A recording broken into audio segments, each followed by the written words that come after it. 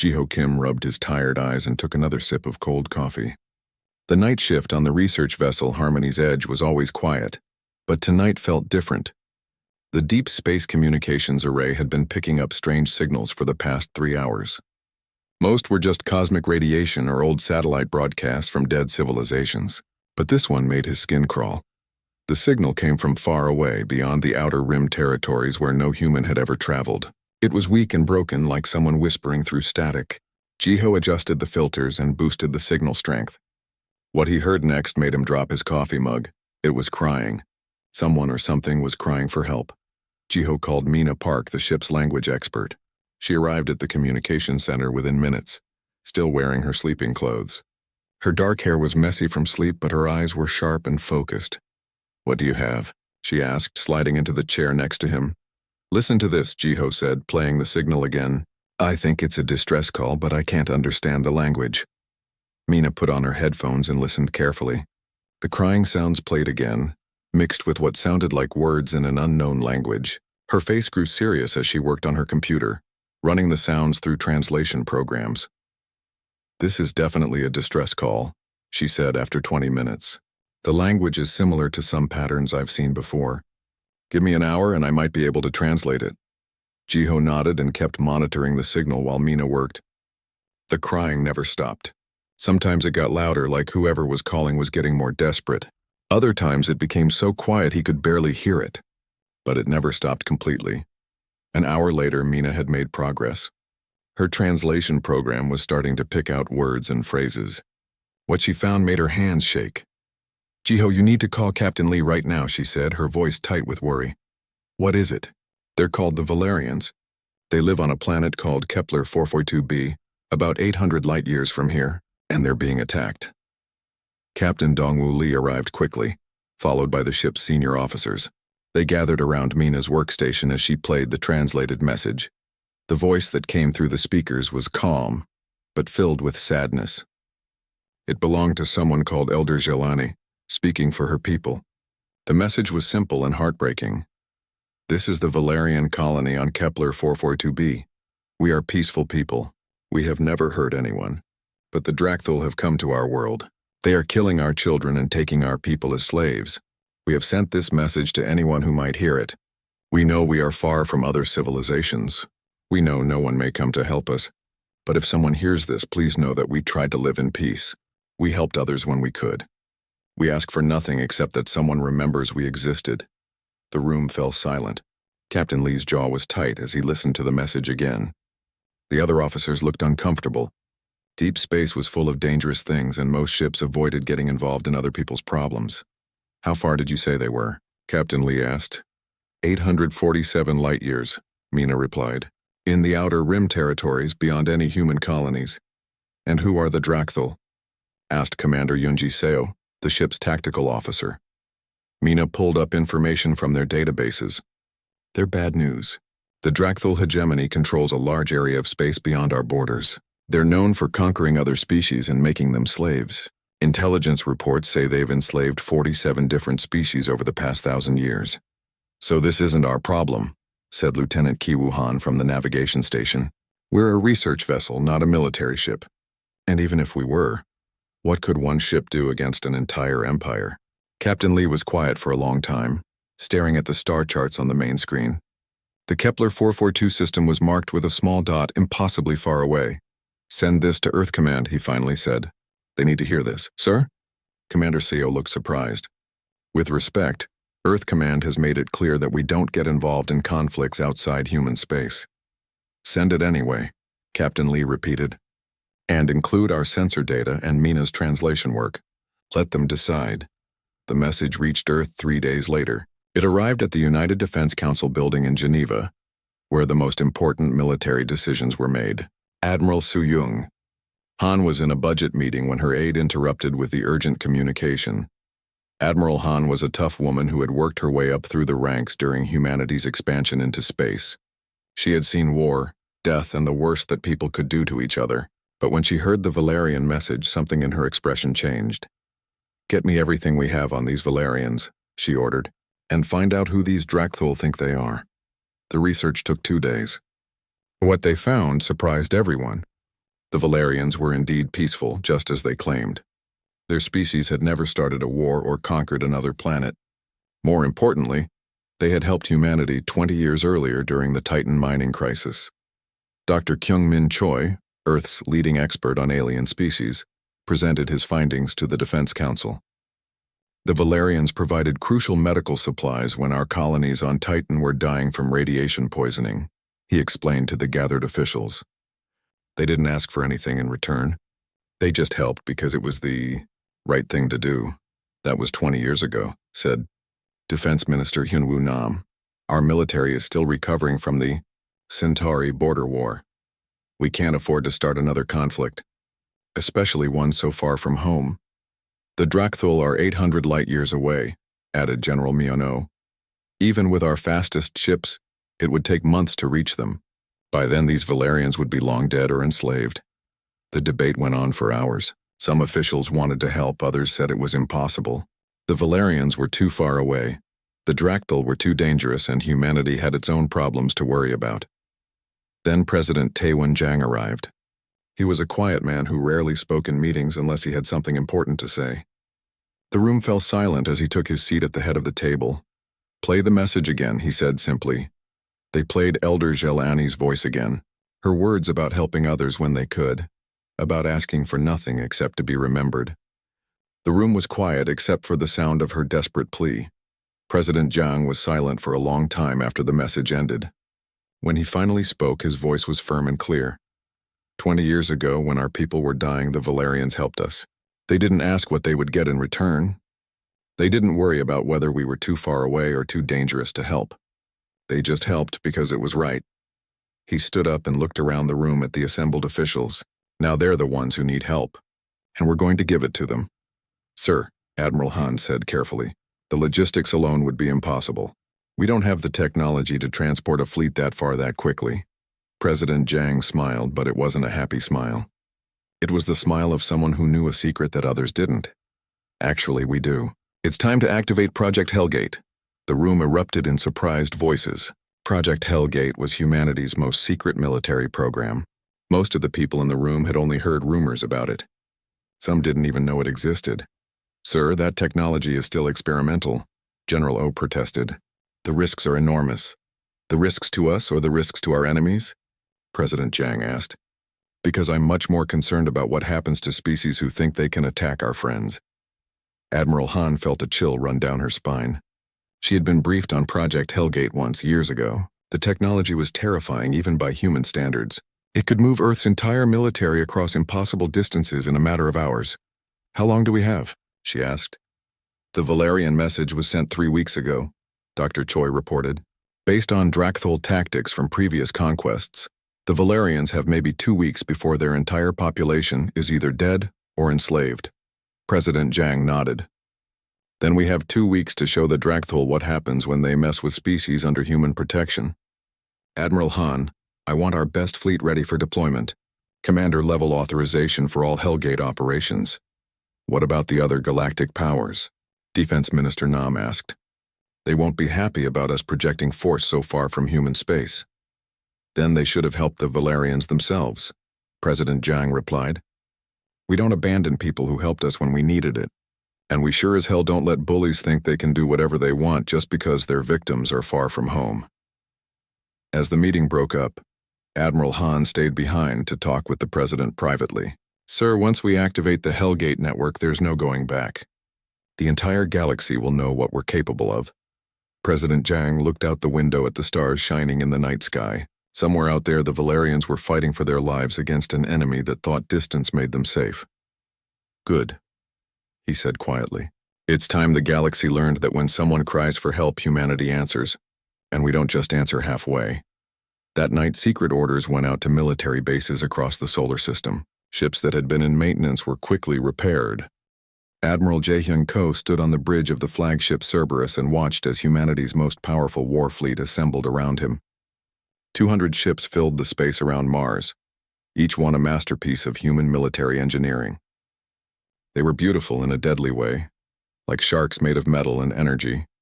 Ko had commanded fleets before, but never anything like this. These weren't just warships. They were weapons designed to send a message to the entire galaxy. When other species built military vessels, they focused on efficiency and elegance. Humans had a different approach. If something could be made more destructive, they would find a way to do it. The Cerberus itself was a perfect example. It was twice as large as it needed to be, covered in weapons that could destroy entire cities and painted with skull designs that glowed in the dark. The ship's AI even had a voice that sounded like it came from humanity's worst nightmares. Other species would have called it wasteful. Humans called it psychological warfare. "Admiral, we're receiving reports from all fleet elements," said Captain Sorayun, Ko's second in command. "All ships are ready for Hellgate deployment." "What about the Marines?" Ko asked. "Colonel Sunho Yu reports that his forces are locked and loaded, sir. The boys are eager to meet these Dractyl face to face," Ko nodded. The human Marines were legendary throughout known space, and not for good reasons. They were soldiers who had volunteered for the most dangerous missions humanity had to offer. Most of them were veterans of the Centauri border war, where they had earned names like the Devil Dogs and Hell's Infantry. Their powered armor made them look like demons from ancient human mythology. Each suit was painted with personal designs chosen by the wearer. Some showed skulls, others had flames, and a few displayed quotes from human military history. The psychological effect was intentional. When enemies saw human Marines coming, many would surrender rather than fight. Colonel Sunho was inspecting his troops aboard the assault carrier Banshee's Wrath when Admiral Ko's message came through. Sunho was a short, stocky man with scars across his face from the siege of New Korea. His Marines respected him because he had never asked them to do anything he wouldn't do himself. "Listen up, Marines," Sunho announced over the ship's communication system. "We're going to rescue some folks who helped humanity 20 years ago.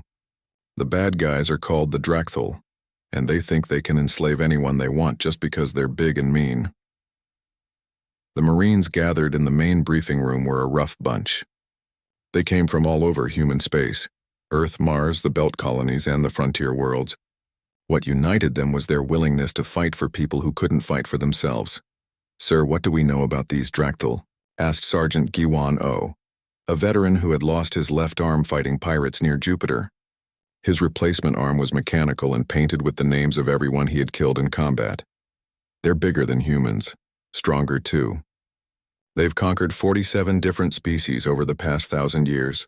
They like to fight up close with energy weapons and brute force tactics." The Marines smiled at this news. Other species might have been worried about fighting bigger, stronger enemies. Humans had spent their entire history learning how to kill things that were bigger and stronger than they were. "Any questions?" Sunho asked. "Just one, sir," said Corporal Insuk Bey, a young woman who had joined the Marines after her family was killed by raiders. "Are we taking prisoners?" Sunho's smile was not pleasant. "That depends entirely on whether they surrender quickly enough for us to hear them." While the Marines prepared for ground combat, Dr. Yunbi Shin was making final adjustments to humanity's most secret weapon. Dr. Shin was a small, quiet woman who looked like she should be teaching children instead of building devices that could destroy entire star systems. The Hellgate generator was her masterpiece. It was a machine the size of a city block that could tear holes in space and time itself. The technology was based on discoveries made during the exploration of a dead alien civilization near Alpha Centauri. Humanity had improved on the original design, making it bigger, more powerful, and much more terrifying. "Are you sure this is safe?" asked Commander Wanho Jung, the chief engineer aboard the Cerberus. He had seen the test runs of the Hellgate technology, and they had given him nightmares. "Safe is a relative term," Dr. Shin replied, checking her instruments. "The gates will transport our fleet to the Kepler 442 system in approximately 6 hours instead of 6 months. The process involves temporarily displacing our ships into what we call hell space, a dimension where the normal laws of physics don't apply." "And the side effects?" Dr. Shin was quiet for a moment. "The gates have a tendency to whisper. Crew members report hearing voices during transit. Usually the voices of people they've lost or enemies they've killed. It's harmless but disturbing." Commander Young shuddered. "Anything else I should know?" "The dimensional energy gives our ships a distinctive appearance while the gates are active. Enemy sensors will detect us coming, but they won't understand what they're seeing until it's too late. Most species describe our ships as looking like demons emerging from hell." We consider this a bonus feature. The final member of the command team was Intelligence Officer Seo-hyun Lim. She was responsible for gathering information about the Drakthul and planning humanity's strategy. Unlike the others, she looked forward to meeting these alien conquerors. The Drakthul follow predictable patterns, she explained to the senior officers during their final briefing. They conquer through overwhelming force and terror tactics. They've never faced serious resistance because most species surrender rather than fight a hopeless battle. What makes them think they can enslave entire civilizations? Admiral Ko asked. Success, Seo-hyun replied simply. They've been doing it for 1,000 years without anyone stopping them. They think they're the apex predators of this part of the galaxy. They're about to learn that humans have very different ideas about who the apex predators are, Ko said grimly. Meanwhile, 800 light-years away, the Valerians were running out of time. Elder Jelani watched from her hiding place as more Drakthul ships landed near the capital city. The aliens were huge, muscular creatures covered in natural armor and armed with energy weapons that could cut through stone. The Valerians were a peaceful species who resembled tall, thin humans with pale blue skin and large eyes. They had never developed weapons of war because they had never needed them. Their philosophy was simple: help others when you can, hurt no one, and live in harmony with the universe. That philosophy had served them well for thousands of years. They had shared their knowledge with dozens of species, provided medical aid during disasters, and served as neutral mediators in conflicts. But philosophy couldn't stop the Drakthul war machines. How many of our people are left? Jelani asked her aide, a young Valerian named Kolveth. Perhaps 10,000 scattered across the continent. The Drakthul have taken 50,000 as slaves and killed. Kolveth's voice broke. They killed 30,000, Elder, including most of the children. Jelani closed her large eyes and tried not to cry. The Valerians had sent their distress call 3 weeks ago, broadcasting it toward every inhabited star system they knew about. No one had answered. No one was coming to help. Elder, Kolveth said quietly, should we surrender? Maybe if we stop hiding, they'll let some of us live. Before Jelani could answer, the ground began to shake. At first, they thought it was another Drakthul bombardment. But this was different. The shaking came from space as if something enormous was tearing holes in the sky itself. High above the planet, Drakthul War Master Gruk-Thun was enjoying his latest conquest. The Valerians had been even easier to defeat than expected. They had no military, no weapons, and no allies. It was almost disappointing.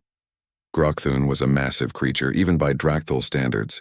He stood 8 feet tall, with thick armor plating covering his body and energy cannons built into his arms. He had personally led the conquest of 12 worlds and enslaved 6 different species. The Valerians would be lucky number 7. War Master called his communications officer. We're detecting spatial anomalies at the edge of the system. Multiple contacts approaching at impossible speeds. Impossible speeds? Gruk-Thun laughed. Nothing is impossible. Show me these contacts. The main screen displayed what their sensors were detecting. 200 objects were approaching the Kepler 442 system, but they didn't look like normal spacecraft. They appeared to be emerging from tiers in space itself, trailing energy that made Drakthul sensors scream warnings about dimensional instability. What species uses this technology? Gruk-Thun demanded. Unknown, War Master. The energy signatures don't match any known civilization. Gruk-Thun studied the approaching fleet. 200 ships against his force of 1,500. The newcomers were either very brave or very stupid. Send them the standard surrender message. Tell them to withdraw or be destroyed. The message was broadcast toward the approaching human fleet. Admiral Ko received it on the bridge of the Cerberus and listened to the translation with amusement. This is War Master Gruk-Thun of the Drakthul hegemony. You are entering a conquered system. Withdraw immediately or face the consequences. We have 1,500 warships and have never been defeated. The first shots fired in the Battle of Kepler 442 came from the Drakthul fleet. 1,500 warships opened fire at once, sending waves of energy blasts toward the human formation.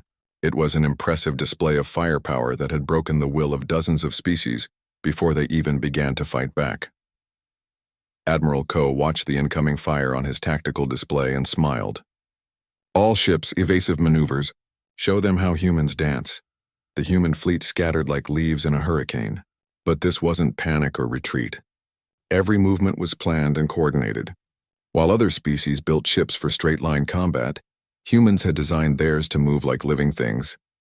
They twisted, rolled, and dove through space in patterns that made Drakthul targeting computers malfunction. Captain Min-jae Kang commanded the destroyer Hellhound, one of humanity's newest warships. His ship was smaller than most Drakthul vessels, but it moved like a predator stalking its prey. As enemy fire flashed past his hull, Kang gave orders that would have terrified any sane person. "Take us into the middle of their formation." "Maximum acceleration, sir?" his navigator asked. "That's suicide. They'll cut us apart." "No," Kang replied calmly. "They'll try to cut us apart. There's a difference." The Hellhound dove toward the center of the Drakthul fleet, dodging between massive enemy ships while its own weapons charged. Other human vessels followed similar tactics, using their superior speed and maneuverability to get close to enemies who expected to fight at long range. War Master Grukthun watched in confusion as the human ships moved through his formation. What are they doing? Why aren't they maintaining formation and trading fire like civilized warriors? Unknown, War Master. Their tactics don't match any known military doctrine. What the Drakthul didn't understand was that human military doctrine had been shaped by thousands of years of warfare on a single planet. Humans had learned to fight in forests, cities, oceans, and skies. They had developed tactics for every possible situation, including fighting enemies that were bigger, stronger, and more numerous. The first human weapon to fire was Captain Kang's quantum disruptor. The Hellhound was close enough to a Drakthul cruiser that the crews could have seen each other through their viewports. Instead of simply destroying the enemy ship, the disruptor did something much worse. The Drakthul cruiser began to phase in and out of normal reality. Parts of the ship existed in normal space, while other parts were displaced into what humans called hell space. The crew found themselves trapped in a nightmare where physics didn't work properly. Some rooms had no gravity, while others had too much. Corridors twisted into impossible shapes. The ship's computers couldn't function because the basic laws of mathematics kept changing. The psychological effect on the Drakthul fleet was immediate. Their warriors were used to clean deaths in battle. They could handle being destroyed by enemy fire, but watching their comrades slowly disappear into dimensional hell while screaming for help was something entirely different. "What did they do to the Bloodfang?" Grukthun demanded. It's partially phased out of our reality, War Master. The crew is trapped between dimensions. We can hear them calling for help, but we can't reach them." Grukthun felt a chill run through his armored body. In 1,000 years of conquest, the Drakthul had never faced weapons like this. "All ships concentrate fire on that destroyer. I want it destroyed now." But the Hellhound was already gone, moving on to its next target. Captain Kang had learned his tactics fighting pirates in the asteroid belt, where a single mistake meant death. He knew how to hit hard and disappear before the enemy could respond. While the space battle raged above, Colonel Sunho's Marines were preparing for their part of the mission. The assault carrier Banshee's Wrath had broken through the Drakthul orbital defenses and was approaching the planet's atmosphere. "Listen up, Marines," Sunho announced over the communication system. "We're going in hot.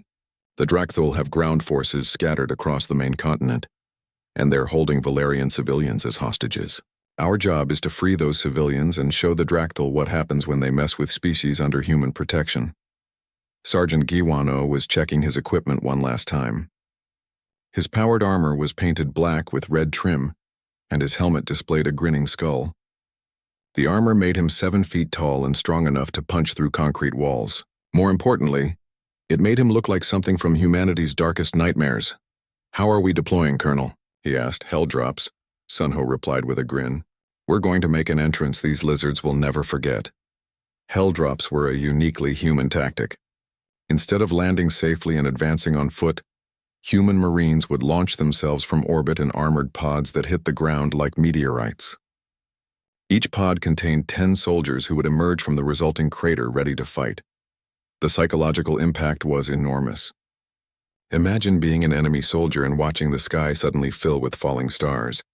Each star creates an explosion when it hits the ground, and from each explosion emerge 10 armored demons eager for battle. Most species would retreat immediately. The Drakthul were about to learn why.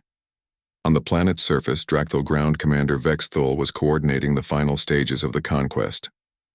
His forces had rounded up most of the remaining Valerians and were preparing to transport them off-world as slaves. It was routine work that he had done dozens of times before. "Commander, we're detecting multiple objects entering the atmosphere at high speed," reported his sensor operator. "Escape pods from the space battle?" Vexthul asked. The fighting in orbit was not going as well as expected, but 1,500 ships should still be able to handle 200. "Negative, sir. These objects are too large to be escape pods, and they're coming down in formation. Looks like some kind of landing craft." Vexthul activated his external sensors and looked up at the sky.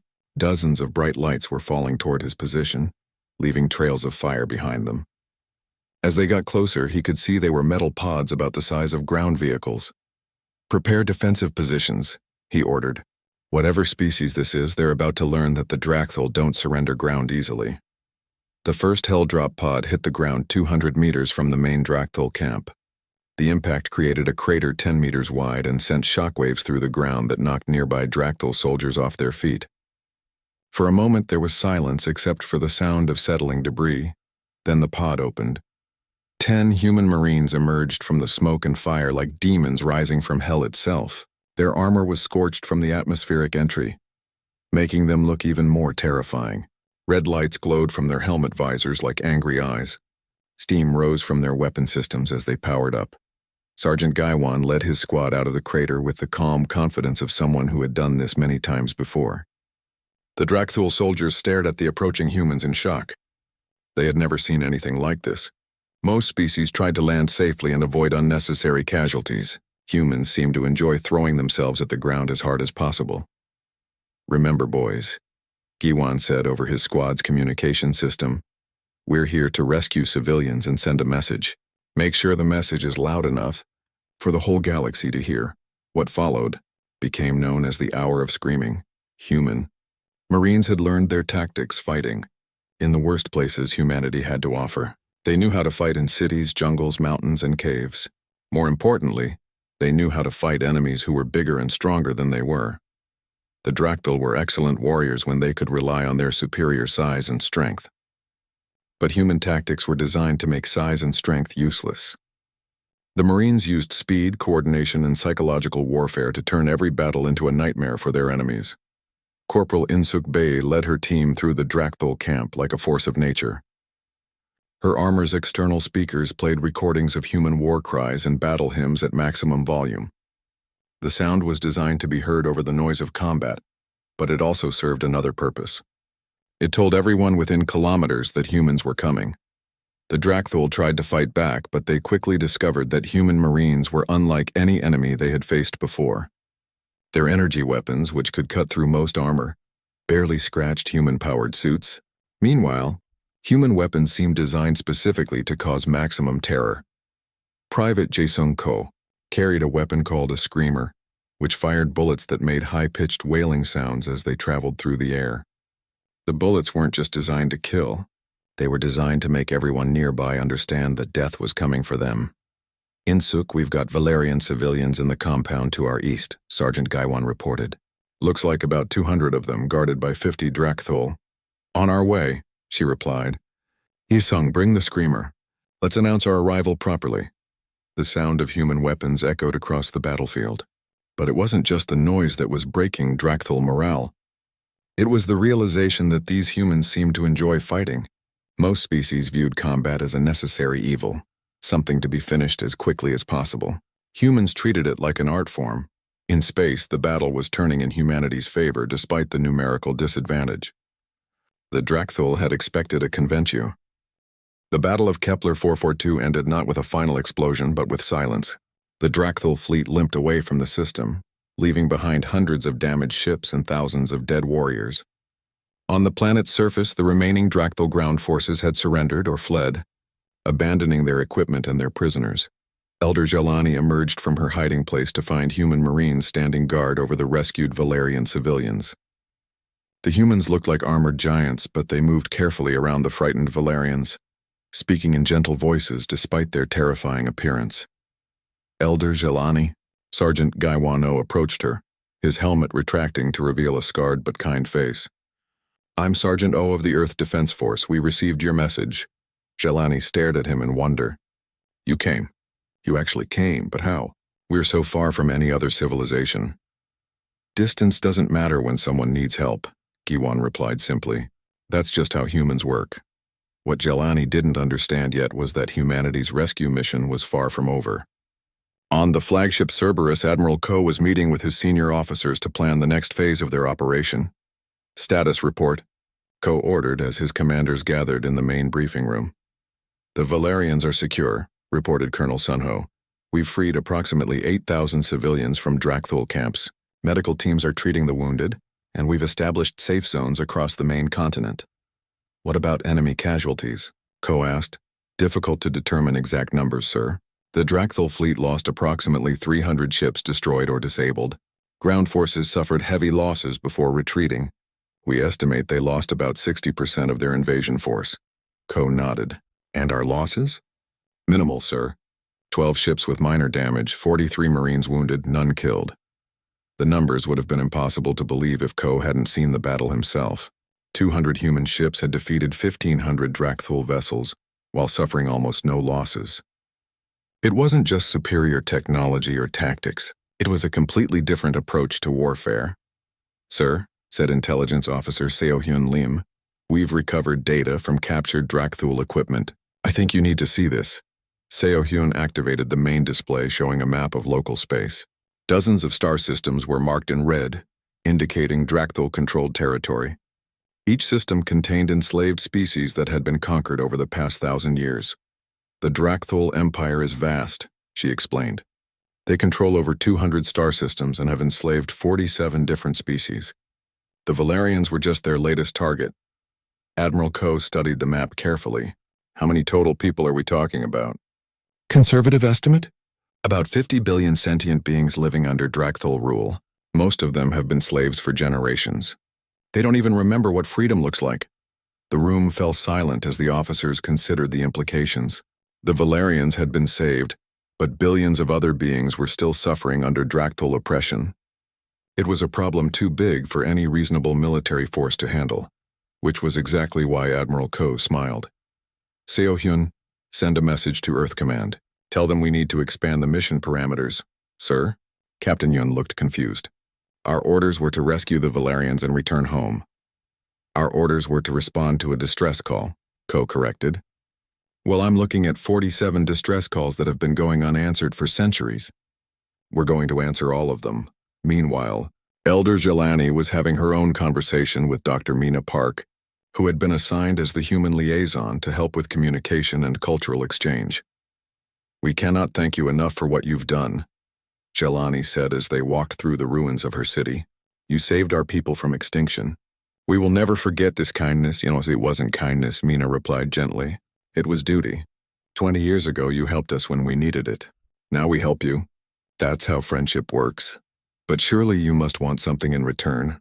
Resources, territory, trade agreements. Mina stopped walking and turned to face the Valerian elder. We want you to be free, that's all. Free to live your lives, raise your children, and help others the way you helped us. Jelani was quiet for a long time, looking out at the human ships that filled the sky above her world. What will happen now? Will you stay to protect us? For a while, yes.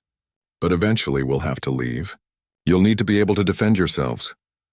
We are not a warrior species, Jelani said sadly. We have no weapons, no military tradition. If the Drakthul return, then we'll come back, Mina said with quiet confidence. No matter how far away we are, no matter how long it takes, that's a promise. What Jelani couldn't see was the meeting taking place in the conference room of the Cerberus. Admiral Ko had received approval from Earth Command for an expanded mission, and the implications were staggering. Phase 2 of the operation will target 12 Drakthul-controlled systems simultaneously, Ko explained to his officers. We'll use the Hellgate network to deploy strike forces across a volume of space spanning 300 light-years. Sir, said Commander Won-ho Jung, the logistics alone will be enormous. We're talking about liberating billions of beings across dozens of worlds. Which is why we're not doing this alone, Ko replied. Earth is sending additional fleets through the Hellgate network. The entire 2nd, 4th, and 7th fleets will be joining us within 72 hours. Captain Yoon pulled up the tactical data on her display. Admiral, that's over 800 ships. The Drakthul have never faced anything like this. Good. Ko said grimly. It's time they learned what happens when humans decide to solve a problem permanently. The expanded human fleet began arriving through the Hellgates within hours. Each new ship that emerged from the dimensional portals was larger and more advanced than anything the Drakthul had seen. Battleships the size of small cities, carriers loaded with fighter craft that moved like living things, and support vessels equipped with technology that seemed to bend the laws of physics. But it wasn't just ships that came through the gates. Entire prefabricated bases materialized in space around Kepler 442, complete with manufacturing facilities, medical centers, and communication arrays. Within days, humanity had established a permanent presence in the system. Elder Jelani watched the construction with growing amazement. How is this possible? How can you build so much so quickly? Practice, replied Commander Yunsuk Park, who had arrived with the Second Fleet. Humans have been building things in hostile environments for our entire history. Space is just another frontier to conquer. What impressed the Valerians most was how efficiently the humans worked. Every person knew their job and performed it with quiet competence. There was no wasted motion, no confusion, no arguing about who was in charge. It was like watching a machine made of people, all working toward the same goal.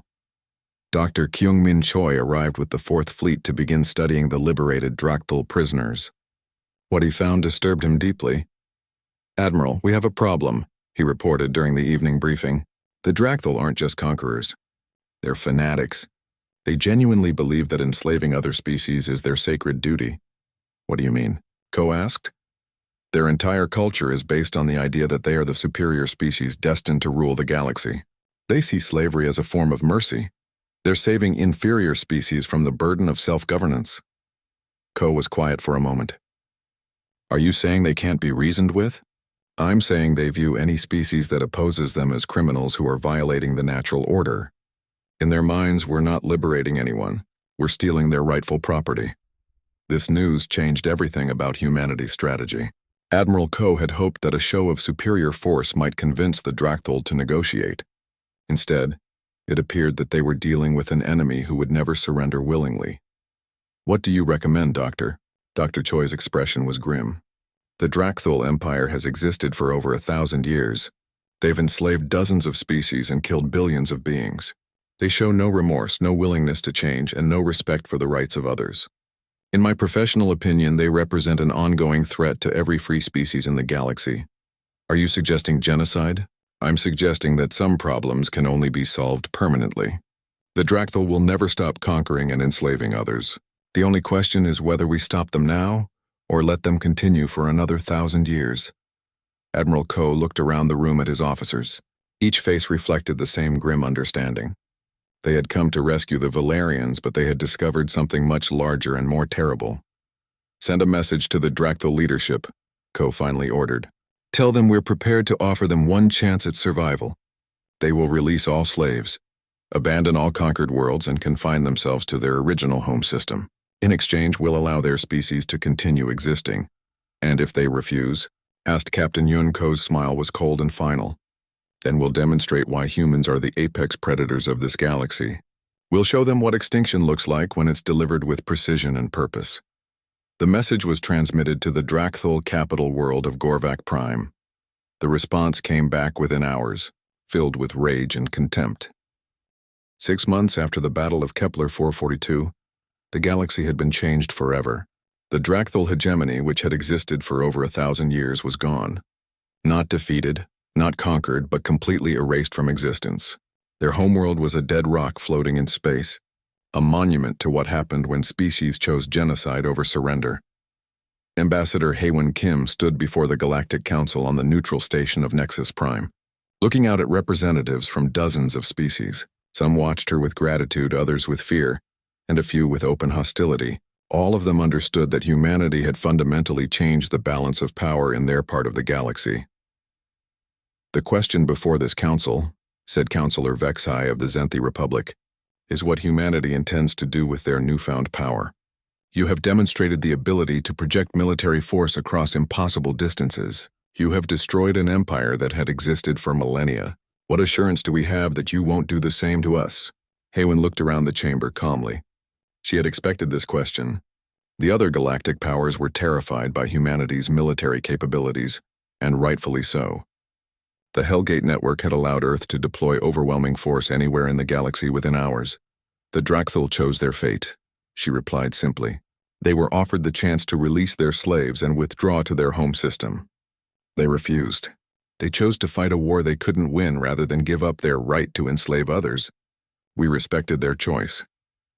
But you killed billions of beings, protested Ambassador Colthex of the Kogari Trade Federation. Entire worlds were sterilized. How is that different from what the Drakthul did to their victims? Hewen's expression hardened. The difference is choice. The Drakthul enslaved species who had never threatened them. They killed children who couldn't fight back. They destroyed civilizations for profit. We offered them a way out right up until the end. They refused to take it. What the Council didn't know was that humanity's campaign against the Drakthul had been meticulously planned and executed. President Taewon and his advisors had spent months developing what they called the Liberation Protocol, a systematic approach to freeing enslaved species while minimizing civilian casualties. The protocol had 3 phases. First, human forces would secure all enslaved populations and move them to safety. Second, they would offer Drakthul forces a chance to surrender and withdraw. Third, if surrender was refused, they would systematically destroy all Drakthul military capabilities until resistance was impossible. The Drakthul had refused to surrender at every stage, forcing humanity to proceed to total warfare. But even then, human forces had followed strict rules of engagement. They targeted military installations, government facilities, and industrial centers. Civilian areas were spared unless they were being used for military purposes.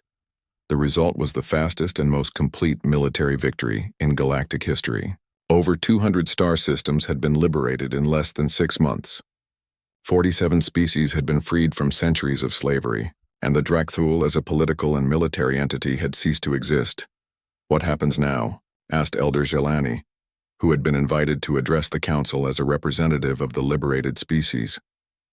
Humanity has kept their promise to free us. But freedom is meaningless without security. How do we prevent another empire from rising to take the Drakthul's place? This was the question that had been keeping human leadership awake at night. Strategic advisor Ji-hoon Bae had spent weeks analyzing the problem with his team of experts. The solution they had developed was elegant, terrifying, and completely unprecedented. We are establishing the Human Protection Mandate, Haewon announced to the stunned council. Any species that requests our protection will receive it. Any species that threatens those under our protection will face the consequences. This is not conquest or empire building. This is simply an extension of human values to galactic politics. The reaction was immediate and explosive. Several council members began speaking at once, their voices rising in protest or alarm. The idea that humanity would appoint itself as the galaxy's protector was either inspiring or terrifying, depending on your perspective. By what authority do you make this claim? Demanded Councillor Zexthul of the ancient ethereal conclave. No single species has the right to impose their will on the entire galaxy. We have the authority of power, Haewon replied calmly. The authority of technology that can move fleets across impossible distances in hours. The authority of weapons that can sterilize entire star systems. And most importantly, the authority of being willing to use that power to protect those who cannot protect themselves. What she didn't mention was that the Human Protection Mandate was already in effect. The Hellgate network had been expanded to include permanent installations in dozens of liberated systems. Human fleets patrolled trade routes that had been plagued by pirates for centuries. And most significantly, humanity had begun sharing defensive technology with species that requested protection. Dr. Kyungmin Choi was on the Valerian homeworld, working with Elder Jelani's government to establish their new defensive capabilities. The Valerians had never been warriors, but they were quick learners when properly motivated. These defense platforms will protect your orbital space, he explained, showing them the massive installations being constructed around their planet. Each platform has enough firepower to destroy a small fleet. But more importantly, they're connected to the Hellgate network. If you're attacked, human forces can be here within 6 hours. And the cost? Asked Jelani. She had learned to be suspicious of gifts that seemed too generous. No cost, Dr. Choi replied. You helped us when we needed it. Now we help you. That's how friendship works. But friendship was only part of the equation. The truth was that humanity's expansion into galactic politics had been planned for decades. The Valerian distress call had simply provided the perfect opportunity to put those plans into action. Admiral Su-Yung Han, now promoted to Supreme Fleet Commander, was overseeing the construction of permanent Hellgate installations throughout the galaxy. Each installation was a fortress capable of defending itself against any conceivable attack. But their real purpose was to ensure that human response time to any crisis was measured in hours, not years. Status report, she ordered during her weekly briefing with the installation commanders. All primary installations are operational. Reported Commander Yunseo Kim from the Hellgate, station at Proxima Centauri. We can deploy full battle fleets to any point within 500 light-years within 6 hours. Extended range deployments to 1,000 light-years within 12 hours. Resistance? Minimal. Most species are either requesting our protection or keeping quiet and hoping we ignore them. The Kogari Trade Federation has filed formal protests with the Galactic Council, but they're not taking any direct action. Admiral Han nodded. The Kogari were smart enough to understand that protesting was safer than fighting. They had seen what happened to species that chose violence over negotiation. What about the liberated species? How are they adapting to freedom? Better than expected, replied Commander Tyon O from the installation at Kepler 442. Most of them are establishing democratic governments with human advisors providing technical assistance. A few have requested full integration into human space. None have asked us to leave. This was the part of the plan that President Taewon was most proud of. Humanity wasn't building a traditional empire based on conquest and exploitation. Instead, they were creating a voluntary alliance of species united by shared values and mutual protection. The liberated species were free to govern themselves however they chose. They could establish their own military forces, make their own laws, and pursue their own interests. The only requirement was that they not threaten other members of the alliance or engage in slavery, genocide, or other practices that humanity considered unacceptable. Most species found this arrangement preferable to independence. They gained access to human technology, protection from hostile forces, and participation in a galactic economy that was rapidly becoming the most prosperous in known space. But not everyone was happy with the new order. On the edge of human-controlled space, several species were quietly building an alliance of their own. They called themselves the Sovereignty Coalition, and their goal was simple: remove humanity from galactic politics by any means necessary. Intelligence Officer Seo-Hyun Lim was monitoring their activities from her station aboard the Cerberus, which had become the flagship of humanity's permanent galactic fleet. "They're being careful," she reported to Admiral Ko during their morning briefing. "No direct threats, no military buildups that we can detect, but they're definitely coordinating their efforts." "Who's involved?" Ko asked. "The Zenthi Republic is the main organizer. They've been talking quietly with the Kogari Trade Federation, the Vorten Collective, and about a dozen smaller powers. None of them are strong enough to challenge us alone, but together they might think they have a chance." Ko finished. "What's their likely strategy?" "Economic warfare first. They'll try to isolate us from galactic trade networks and force our protected species to choose between human protection and economic survival.